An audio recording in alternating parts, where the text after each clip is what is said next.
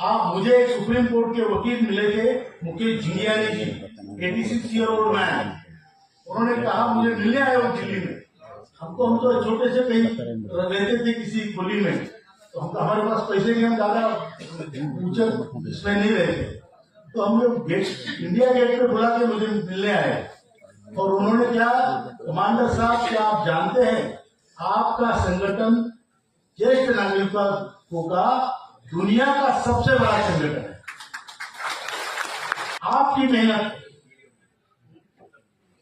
और आज इस संगठन की दखल पूरी सिस्टम ले रही है। निर्गुण साहब ने आपको बताया आने वाले 2 महीने में आपकी पेंशन बढ़ेगी। अगर काम होता है तो उसको म्यान कर देंगे, हाथ जोड़ देंगे, और काम नहीं होता तो तलवार को फिर खींच लेंगे। मंजूर है? तो हमारा संघर्ष तब तक नहीं रुकेगा जब तक हमारे खाते में अकाउंट में पैसा नहीं आता। ये हमारा संकल्प है। दूसरी बात, हमने वहां पे जो रिकमेंडेशन दिए वो ये दिए कि 7,500 महंगाई भत्ता मिनिमम पेंशन होनी चाहिए। मतलब जिसको 1,000 या कम पेंशन है उसको 7,500 और महंगाई भत्ता मिलना चाहिए। जिसको 2,000 है अपने आप को 8,500 प्लस महंगाई भत्ता होना चाहिए। इसका मतलब जो आज की पेंशन है उसमें 6,500 6,500 रुपया और डीए लगना चाहिए। 3,000 है तो 9,500 प्लस डीए हो जाएगा। ये हमने वहां पे मांग रखी है। दूसरी इंपॉर्टेंट मांग ये रखी है कि जो अभी भारत आयुष्मान योजना में लोगों को 70 साल के बाद सबको फ्री मेडिकल सुविधा है। हमारा उद्देश्य है कि हमारे देश का बुजुर्ग स्वाभिमान से जिए। अगर मेरे घर में मेरी बहू मेरा अपमान करती है तो मेरे पास अगर 10,000 रुपए है तो मैं 2,000 का टीन शेड में भाड़े पे रहूंगा, किराए पे, और मैं और मेरी बीवी हम दोनों वहां जिएंगे लेकिन अपना स्वाभिमान नहीं खोएंगे अगर वो नौबत आती है तो इसलिए हमको चाहिए कि हमें अपना अधिकार मिले। वो केवल पैसों का विषय नहीं होता।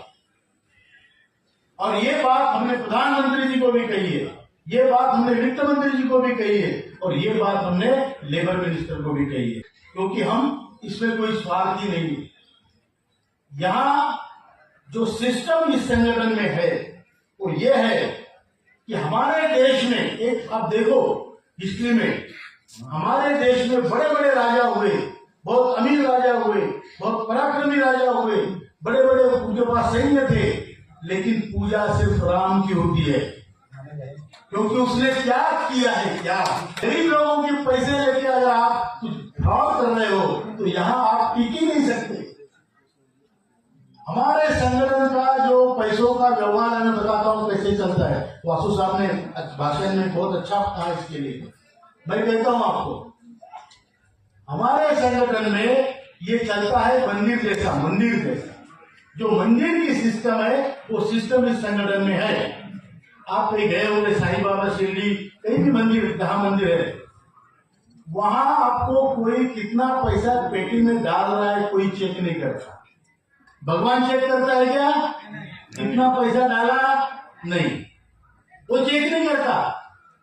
आपने पैसा नहीं भी डाला तो भी चलेगा, दर्शन नहीं भी दिया तो भी चलेगा, लेकिन खाना पेट भर के खा के जाना है। यही सिस्टम अपने संगठन का है।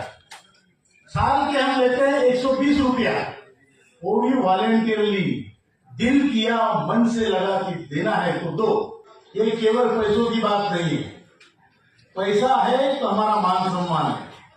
आज 36,60,000 इतने लोगों को 1,000 से कम पेंशन है। 36,60,000 समझ में आ रहा है ना?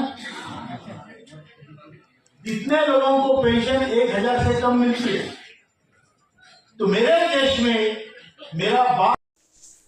नमस्कार दोस्तों, आप लोगों ने कमांडर अशोक राउत साहब को पीछे सुना कि किस प्रकार से उन्होंने वक्तव्य दिया और किस प्रकार से उन्होंने जो है प्रेजेंटेशन पेश किया है, और आने वाले टाइम में APS 95 पेंशनों के लिए वो क्या कुछ कर सकते हैं। हालांकि दोस्तों उन्होंने अपने संगठन की सारी विशेषताएं भी बताई, संगठन में होने वाले पैसे का लेन देन के भी बारे में उन्होंने बात किया, और दोस्तों वो किस प्रकार से इसमें निर्वाह कर रहे हैं उसके बारे में भी बताया। हालांकि दोस्तों वो ऐसी कोई भी मीटिंग नहीं है जो अटेंड नहीं कर रहे हैं और जो बैठे नहीं हैं, ना ही किसी भाई व्यक्ति पे दबाव है।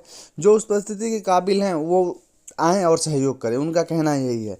तो EPS 95 पेंशनरों का हक भी बनता है, और जो अभी EPS 95 पेंशन लेने के तैयार हो रहे हैं, जैसे जो कंपनी वर्क में वर्क कर रहे हैं, उनको भी सामने आना चाहिए, उन लोगों को भी सहयोग करना चाहिए कि आप वर्क कर रहे हो और आने वाले टाइम में आपको उसी पेंशन से गुजारा करना है। तो जब ये पेंशन बढ़ा रहेगा तभी आने वाले टाइम में आपको पेंशन का लाभ मिलेगा, वरना फिर आप पेंशन से जब कंपनी से निकलोगे तो फिर आपको भी पेंशन चाहिए होगा, तो आपको पेंशन कम लगेगी, फिर आप नया आंदोलन करोगे। तो अभी अगर ये बुजुर्ग लोग साथ लड़ रहे हैं तो आप लोगों को भी साथ आना चाहिए, जितने हमारे कंपनी के वर्कर हैं सभी लोगों को साथ आकर के इनके आंदोलन को सफल बनाना चाहिए। क्योंकि आप सभी लोग जब एक बार मांग करोगे ना तो सरकार भी सोचेगी कि दोस्तों इन लोगों का जो है पैसा वो किस प्रकार से बढ़ाया जाए और मिनिमम पेंशन को 7,500 प्लस DA और मेडिकल के साथ कैसे जोड़ा जाए।